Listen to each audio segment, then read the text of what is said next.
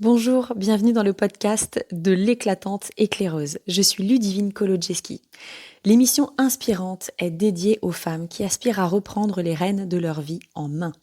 Ici, nous explorons des récits puissants, des conseils pratiques et des interviews inspirantes pour vous aider à renforcer votre estime de soi, à définir vos objectifs et à surmonter les défis. Rejoignez-moi chaque semaine pour des conversations stimulantes qui vous encourageront à briller, à rayonner, à prendre des décisions éclairées et à cultiver une vie épanouissante. Préparez-vous à être inspiré, motivé et à découvrir votre plein potentiel. C'est le moment de reprendre le contrôle et de créer la vie que vous méritez. Bonjour à toutes et à tous, j'espère que vous allez bien aujourd'hui. J'avais envie de traiter ce sujet si important. Qu'est-ce que vivre avec son pire ennemi ? Moi, j'en ai ras-le-bol de vivre avec mon pire ennemi. J'y ai vécu pendant des années et je peux vous dire qu'il arrive à un moment où on dit stop. Alors, bien entendu, j'ai réussi. Ça a été très long. Je ne vais pas vous mentir, c'est pas quelque chose qui se fait du jour au lendemain. Néanmoins, c'est une question qu'on peut se poser à chaque instant. Qui, à votre avis, est votre pire ennemi ? Je suis convaincue qu'il y a la moitié d'entre vous qui vont trouver immédiatement la réponse. D'autres peut-être pas, peut-être par déni, peut-être par peur du jugement de soi-même, peut-être simplement parce qu'ils se sont jamais vraiment posé la question. En même temps, c'est pas une question qu'on se pose tous les jours que de savoir qui est, notre pire ennemi. Et bien dans mon métier, j'ai rencontré de nombreuses personnes et tout au long de ma carrière, vraiment, j'ai remarqué que beaucoup vivent avec leur pire ennemi. Et même quand ils sont célibataires. Ouais. Donc c'est pas le conjoint, pour celles et ceux qui souhaitaient rejeter la faute sur autrui. Ça n'est pas non plus l'animal domestique, Bubule le poisson ou Pampan le lapin, pas du tout. Je suis sûre que la réponse vous l'avez parce que l'ennemi c'est pas du tout celui auquel vous songez. C'est vraiment la personne qui vous fait le plus de tort et peut nuire à votre santé mentale, votre santé physique, à votre bien-être, mais aussi à votre succès. Et oui. Sur le long terme, en fait, le pire ennemi, c'est simple. Il a des conséquences tellement désastreuses qu'il en devient une relation presque toxique. La plupart d'entre vous sont très, très proches de leur pire ennemi. Alors on va prendre la peine de nous mettre d'accord sur l'identité de cet individu, de cet ennemi qui vit sous votre toit, n'est-ce pas, avec vous. Avant de le découvrir, je vais vous inviter quand même à chercher dans votre vie qui se conduit comme suit. Je vais vous énumérer des phrases et vous allez devoir cocher si oui ou si non, votre ennemi en fait se comporte de la sorte avec vous. Ok ? Votre ennemi ne tient pas ses promesses. Il ment. Alors quand je dis il ment, c'est-à-dire que même si c'est des tout petits mensonges qui semblent complètement anodins, tout petits, il ment quand même. Ok ? Troisième question. Il vous empêche de faire du sport ou de prendre soin de votre corps, de prendre soin de vous. C'est-à-dire quand vous vous êtes mis par exemple un engagement, le lundi à telle heure, je fais mon sport et qu'au final vous trouvez toujours une excuse ou quelque chose comme ça. Bon, voilà, ça veut dire ça. Il vous critique en permanence. Donc c'est vraiment, vraiment des critiques permanentes, des critiques qui vont être sur votre physique, sur vos actions, sur votre être, sur ce que vous avez, etc. Enfin, c'est vraiment des critiques incessantes. Il vous descend devant les autres. Ce pire ennemi est quand même très salace parce qu'il a cette faculté de se pointer au moment où potentiellement vous auriez pu avoir confiance ou avoir de l'estime pour vous. Et en fait, lui, il arrive, il déglingue tout. Mais clairement, de façon très sournoise, mais il le fait très bien. Il vous ignore et ne vous salue pas. Donc il y a vraiment de l'ignorance très profonde. Il critique négativement quand vous êtes seul en sa compagnie. Donc il sait aussi très bien faire quand vous êtes seul. Bah oui, parce que parfois, ces moments où nous sommes seuls, où il n'y a pas de monde autour de nous, on n'est qu'avec notre pire ennemi, on pourrait se dire que c'est un moment où on relâche un petit peu, où on est beaucoup plus vulnérable parfois, on est avec soi-même, on se sent presque en sécurité. Donc c'est à ce moment-là que l'ennemi arrive et attaque, parce que c'est dans cette vulnérabilité qu'il y trouve sa force, et ça c'est très important. Il n'a pas confiance en vos capacités, mais non, pour lui vous êtes un grand incapable, clairement. Et puis, il vous nourrit de nourriture indigeste qui peut vous causer du tort, il va même jusqu'à vous empoisonner en vous offrant des cigarettes, de l'alcool à gogo, voire de la drogue, etc. Ou en tout cas Quand je parle de nourriture indigeste, je parle pas de se taper un resto de temps en temps, loin de là, hein, parce que c'est la vie. Mais je parle par exemple de junk food ou des choses comme ça, ou de se taper une tablette de chocolat entière. Bon, quand c'est une fois de temps en temps, why not? Quand c'est récurrent, votre ennemi passe quand même par là, quoi. Donc je pense que là, avec tout ce que je viens de vous dire, vous pouvez vraiment, ça c'est une vraie question que je vous pose, hein, est-ce que vous êtes en mesure de vous projeter sur le long terme avec cet ennemi? Est-ce que si vous avez répondu à à 3 points minimum de tout ça, vous pensez que cet ennemi va vous apporter du bon à un moment donné dans votre vie? Est-ce que vous ne pensez pas surtout que ce sont des abus quotidiennement? Alors, comment en être sûr en fait? Comment en être sûr que c'est vraiment un ennemi? Comment être sûr que c'est pas pour nous protéger, que c'est pas nous qui sommes en train de nous dire ouais non mais c'est lui l'ennemi, c'est bon, et qu'on rejette la faute sur quelqu'un d'autre? En fait, vous le savez. Vous savez vous-même déjà que vous êtes vous-même cette personne qui agit ainsi avec vous. Vous saviez déjà dès le début de mes phrases que votre pire ennemi c'était vous. Et c'est une évidence que c'est vous. Parce que oui, ce pire ennemi, c'est vous. Vous ne vous en rendez certainement pas compte au quotidien. Et vous ne vous rendez pas compte de la manière dont vous vous traitez, dont vous vous parlez. Ça c'est clair. Mais vous ne permettriez jamais à quiconque d'agir comme ça avec vous. Clairement, quand on se dit de soi qu'on est son pire ennemi, c'est une réalité. Parce qu'on se parle, on se dit des choses dans son fort intérieur, on se juge si durement que même quelqu'un que nous n'aimons pas, on mettrait pas autant d'énergie à la critiquer, on mettrait pas autant de ferveur à essayer de la démonter, on mettrait pas autant d'arguments, de taux vibratoires nazes pour la descendre.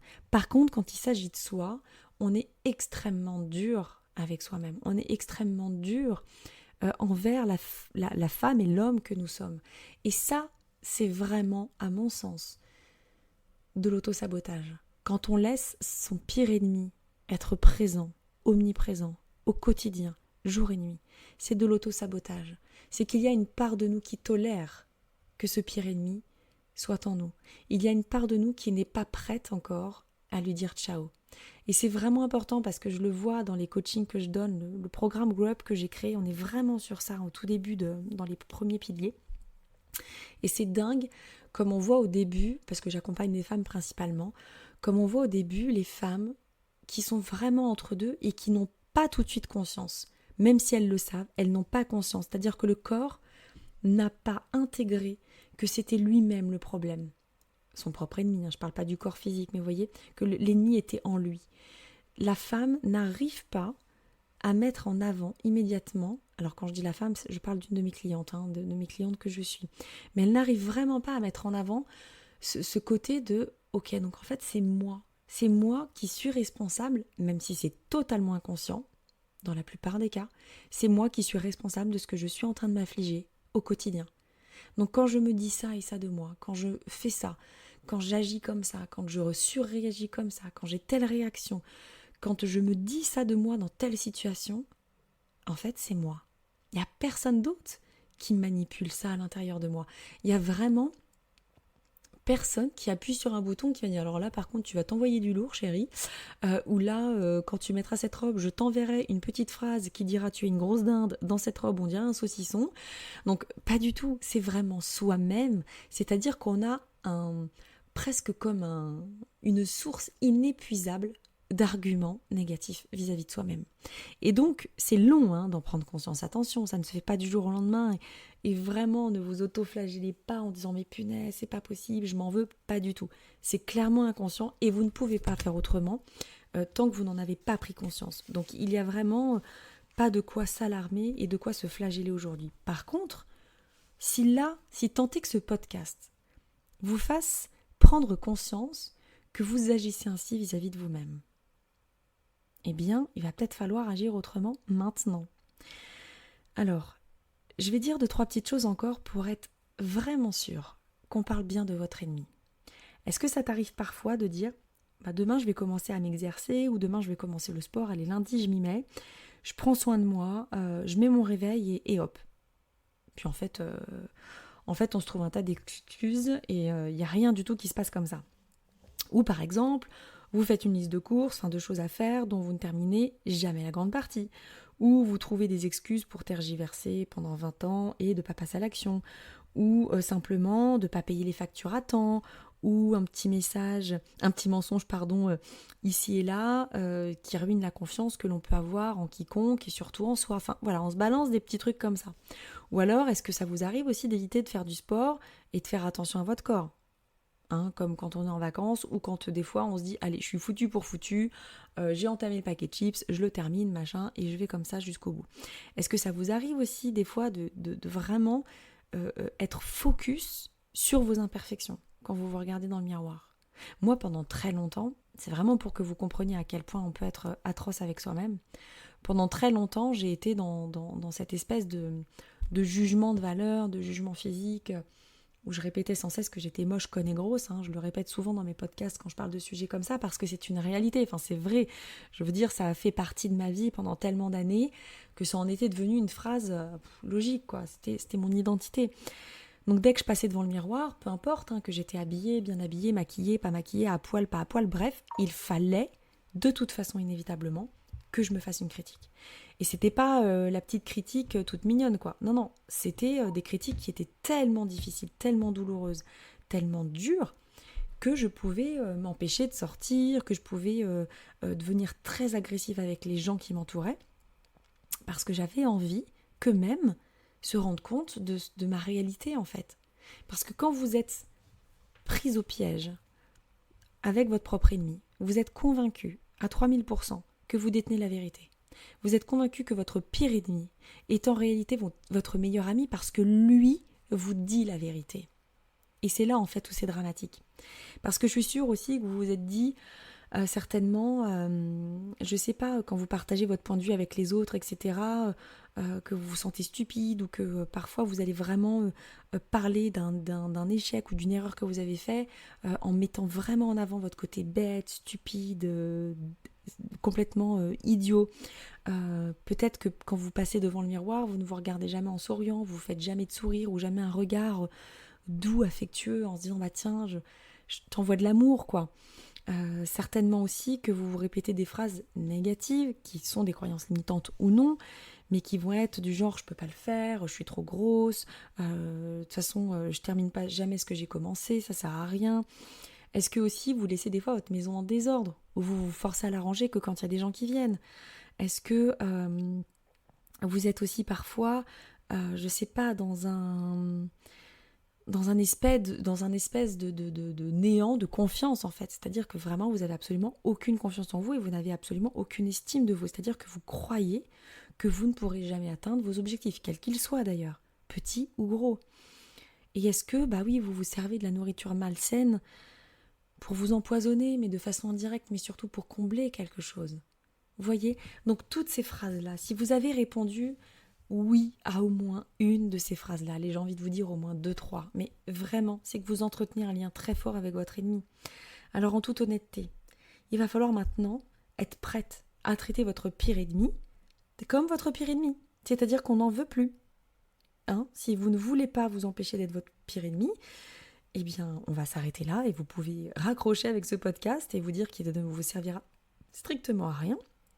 Mais vous pouvez aussi vous considérer comme étant la seule personne avec laquelle vous passerez le plus de temps durant toute votre vie. Il n'y a que vous qui allez être jusqu'à la fin de vos jours tout le temps sans vous abandonner quelque part, d'un point de vue très concret du truc.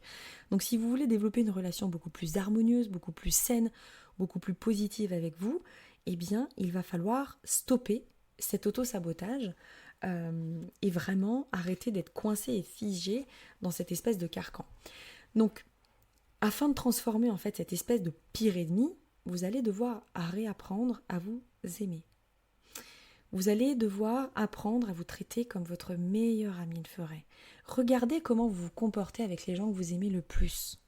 Vous êtes sans doute bienveillante, hyper gentille, très présente, à l'écoute, dans l'empathie, dans l'amour, dans les sourires, dans la douceur, dans l'accueil. Enfin, vous êtes généralement, j'ai envie de me mettre dans l'eau parce que c'est le cas, on est généralement avec les gens qu'on aime, tout ce que je viens d'énumérer, quoi.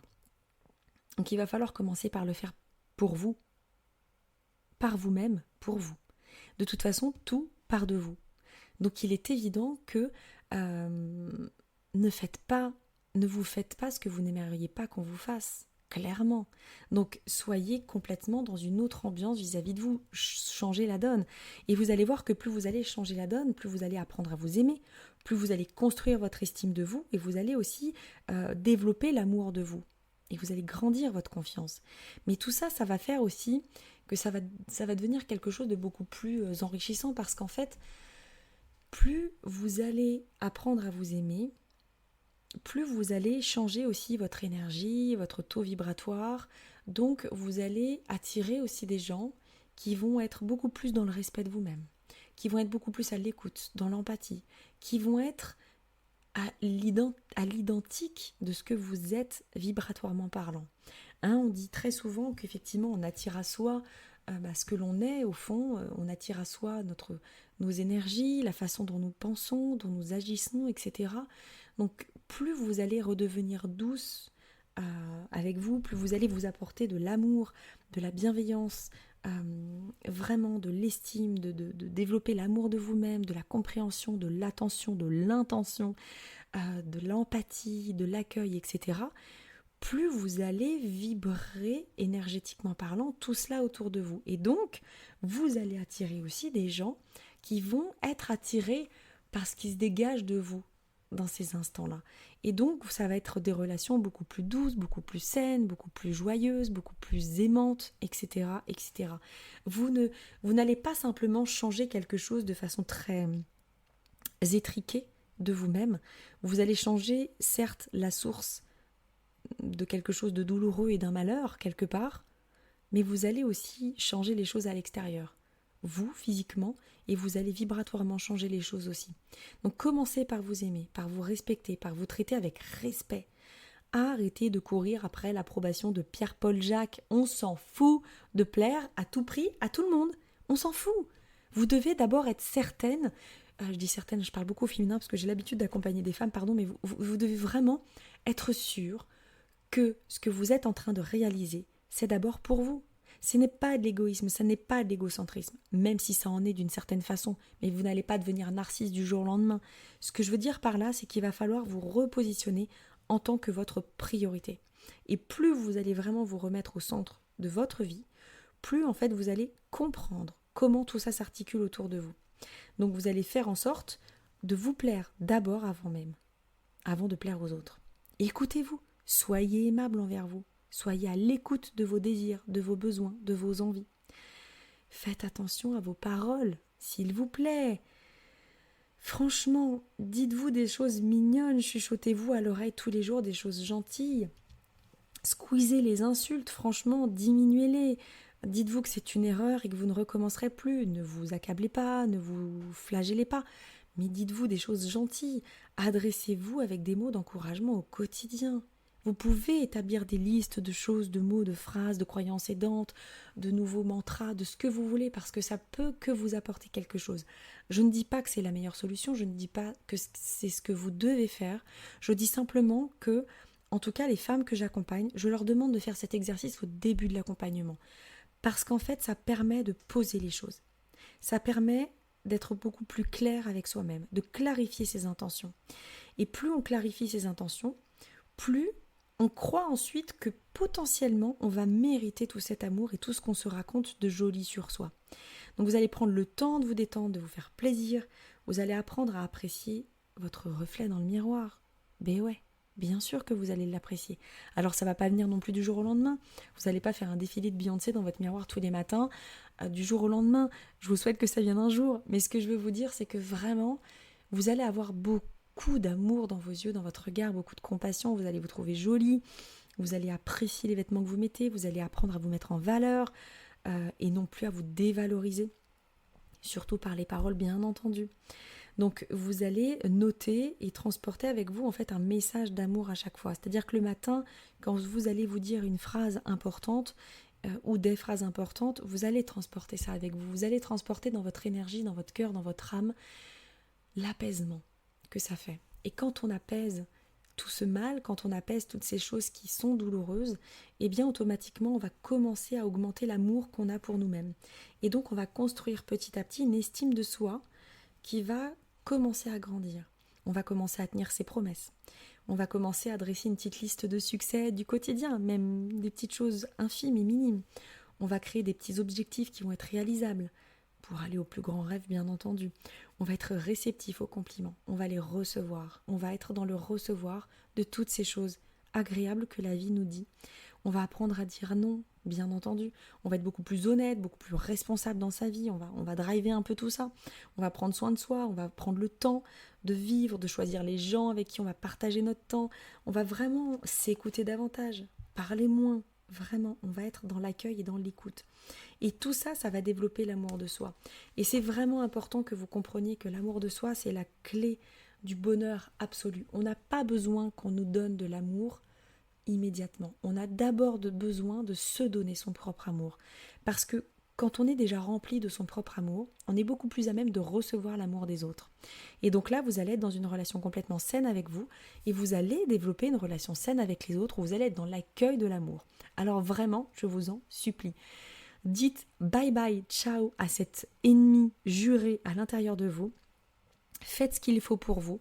Vraiment, c'est important, je le répète. Vous avez certainement une personne dans votre entourage qui doit être encore dans ce schéma parce que c'est un schéma qui est extrêmement présent et déroutant. Donc faites-lui écouter ce podcast, partagez-le, envoyez-le, enregistrez-le, donnez-lui mon contact, peu importe, mais faites vraiment une action qui fasse que si pour vous, ça vous a apporté une réponse au moins, une question, dites-vous que ça peut aider aussi d'autres personnes. Parce que c'est hyper important aujourd'hui de prendre conscience qu'on a besoin de s'entraider, on a besoin de s'apporter beaucoup d'amour et que c'est la seule et unique chose qui fera que nous irons bien et que ce monde ira mieux. Je vous remercie infiniment et je vous dis à très très bientôt. Ciao!